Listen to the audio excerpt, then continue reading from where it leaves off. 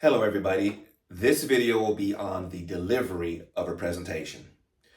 One of the first things that we want to guard against consists of filler words, meaning we don't want words such as or ah, or like, or any word that distracts or takes away from the overall meaning of the presentation.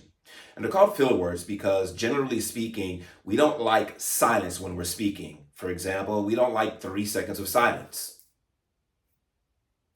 It feels uncomfortable to us. And so what we do, rather than having that silence, we insert filler words such as like, or any other type of word that takes away from the overall presentation. When in reality, the 3 seconds or a few seconds of silence is simply okay. It allows the audience to basically catch up if you talk fast like me, or just to take in the information that you have already delivered. So we want to guard against filler words.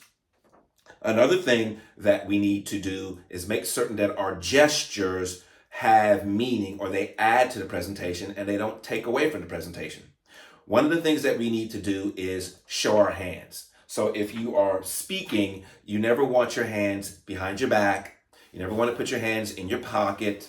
You don't want to fold your arms. A lot of times individuals, despite me warning them, they have on some type of a hoodie and they immediately put their hands in their pockets. You don't want to do that. One way that you can instantly gain credibility or your audience will trust you is simply by showing your hands. This is something that is ingrained in our DNA. Back when we were cavemen, cavewomen, or Adam and Eve, whatever it is that you believe, if we couldn't see your hands, we thought that you might have a weapon and you would be a danger to us. So simply by showing us your hands, you automatically get credibility as it pertains to the audience. Another thing in terms of gestures that we want to focus on in delivery consists of not swaying or moving. You might feel a little bit nervous, and it's just a natural tendency to start swaying or rocking back and forth because it makes you feel better. But as you can see on the camera, when you're rocking back and forth, it distracts from the overall presentation. You want to make certain that you stand, proper posture, and even swaying doesn't mean you move your feet. It could just be gently going back like a pendulum. You want to stand upright with proper posture. Be careful not to lock your knees, because if you lock your knees, you will cut off blood circulation and there's a possibility that you will pass out. And so just stand up with proper posture, showing your hands and not swaying. Another thing that a couple individuals have a tendency to do is to play with their hair. You swing it back, or you just sort of in a nervous way stroke it. And so you want to make certain that your hair is out of your way. Sometimes there's some hair fashion styles that basically we can't see your eyes, and that's not good, because if we can't see your eyes, then it's not good for the overall presentation. Don't stand at an angle. A lot of times individuals are afraid and the door may be over there, and instinctively they want to leave. They feel uncomfortable, so they start angling towards the door. You want to stand in a way that you are basically square to the audience. Now, you have to go and do your audience analysis, look at the room before, because square could mean one thing for one room and it could mean another thing for another room.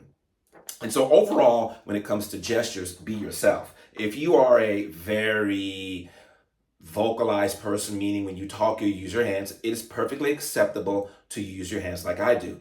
But if you're not, if you're just more of a demure individual, this is perfectly acceptable also. We don't want to try to be somebody that we're not. And so that's what I mean when I say gestures. The most important thing that you want to deal with when you are giving a presentation is eye contact. Do not read. Do not read. You are going to feel nervous, and the tendency is to write your speech down word for word, because in your mind you will say, if I forget, then I have everything in front of me. But what happens if you start reading your speech word for word, you're going to be read,